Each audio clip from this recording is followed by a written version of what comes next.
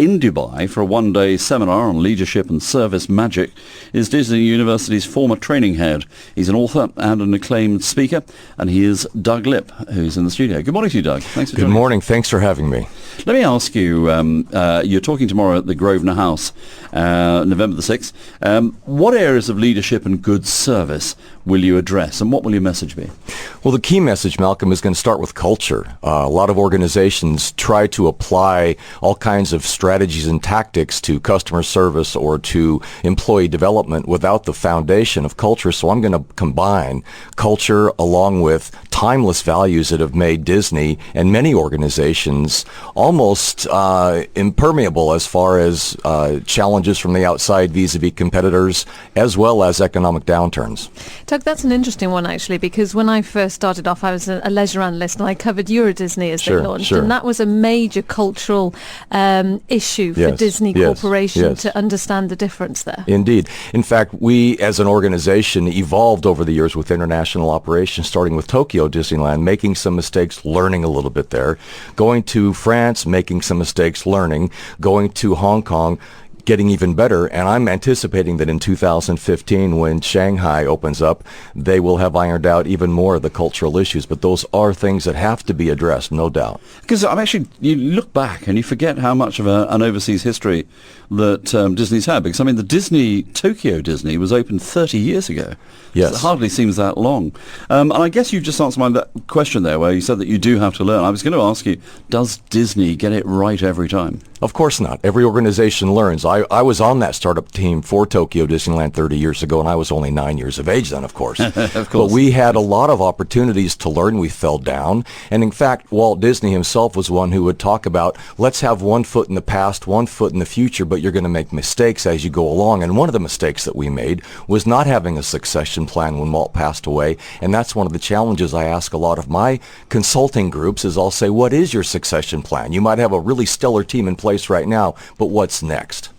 Also, corporate culture is very much important, and I know that in Disney you saw a step change there as well. You said, you were a bit arrogant basically because things were going so well, and then you were forced to say, well, let's be more progressive and basically not rest on your laurels, which was the new theme. Right. Actually, it was the oldest forever new, because don't rest on your laurels was something that Walt had always preached. The best is never the best. And again, that was kind of lost when he passed away. And exactly the point is the culture. And the man that I write about in Disney U and the leaders that I write in Disney U, it's not about the university per se. It's about that culture. It's about that vehicle that perpetuates those values. Explain a little bit about how Disney University worked. I mean, for instance, was it only for Disney employees? Indeed, the university is only for internal employees or cast members, as they're called. And then many of your listeners might know the Disney Institute, which was started in the mid-'80s as a way to reach out to the public, but to basically share the same values and philosophies that Walt and the founder of the Disney University started.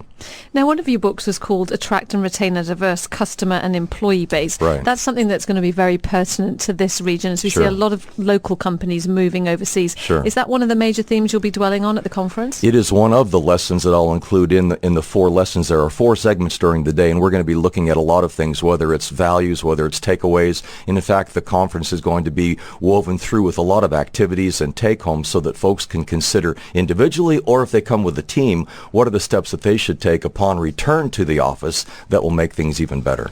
Well, most companies don't have such an identifiable brand as Disney, nor as exciting a product. I mean, do you really believe that it's possible to make people feel passionate about perhaps being a ball-bearing salesman, or perhaps the guys that sweep the side of the Sheikh Zayed Road? I mean, or any drudge job, really. I mean, it's not the same as working for Disney, is it?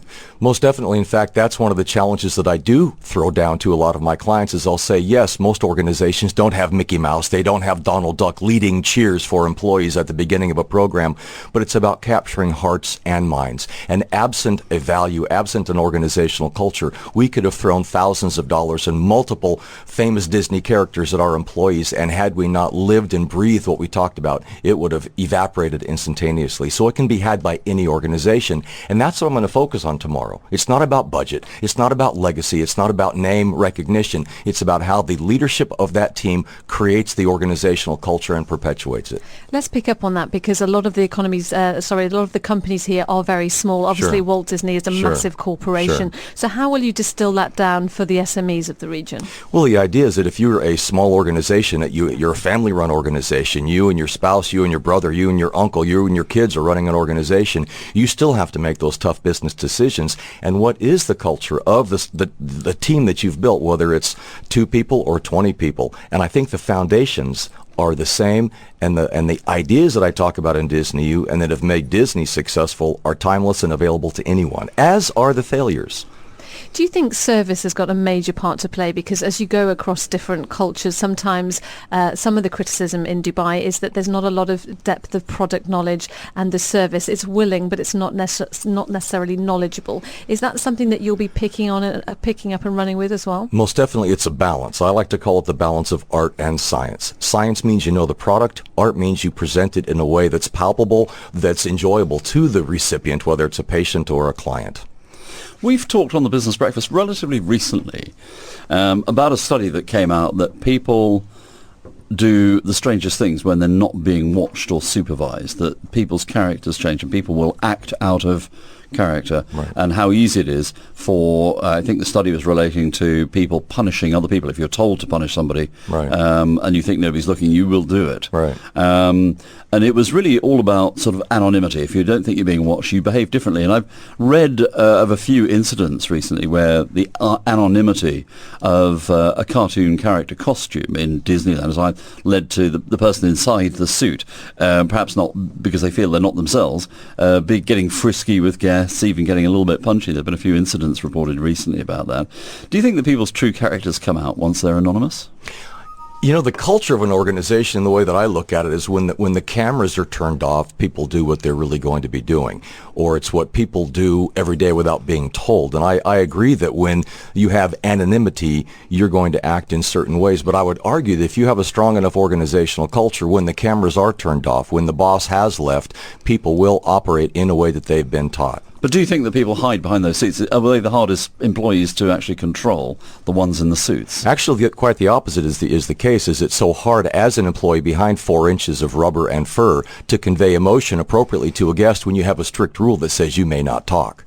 Yeah, I think it's interesting, that point that Malcolm's brought up, because what happens with somebody if they just don't buy into it? I guess maybe if you apply for a job at Disney, it's kind of all embracing, isn't it? And some people, they want to work, but they don't want it to be their life's work. Well, that's an important point because it goes a step before the training. It's the process of onboarding people, and who are you actually inviting to be an employee? Are you hiring heartbeats and just filling requisitions, or are you doing your due diligence and getting the right people on board, that substrate?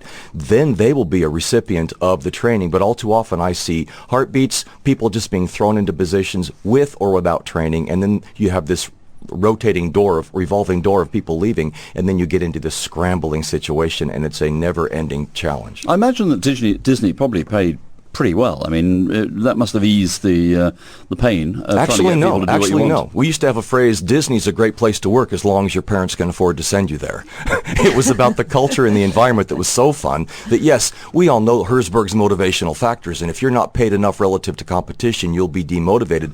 But once there is parity there, it's all about the team and about the spirit of the team. But what kind of benefits did they get to ease the ride?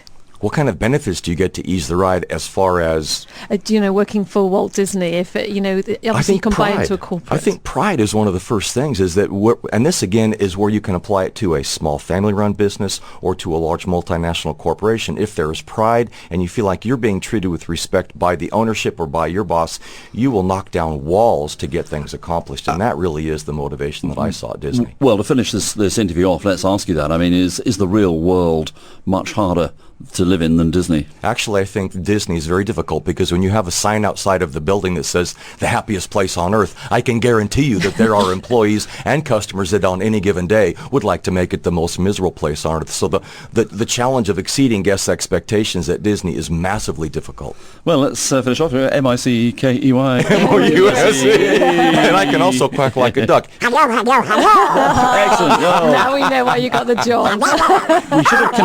We should have conducted the interview. We should have done the whole thing in duck. What a shame. Missed opportunity. Yeah. Doug Lipp, internationally acclaimed speaker, author and former trading head of Disney University. And ventriloquist. And you're speaking tomorrow at the Grosvenor House. Anyone can go down there or not? Indeed. Sign up, join, we're going to have fun. How can people do that? They can go onto the website. They can call. I think we've got a phone number. I don't know what the phone number is in front of me, Malcolm, but they can contact the website. We'll give you the website out a little Thank later you. on. Doug, Thank you. thank you very much indeed. Indeed.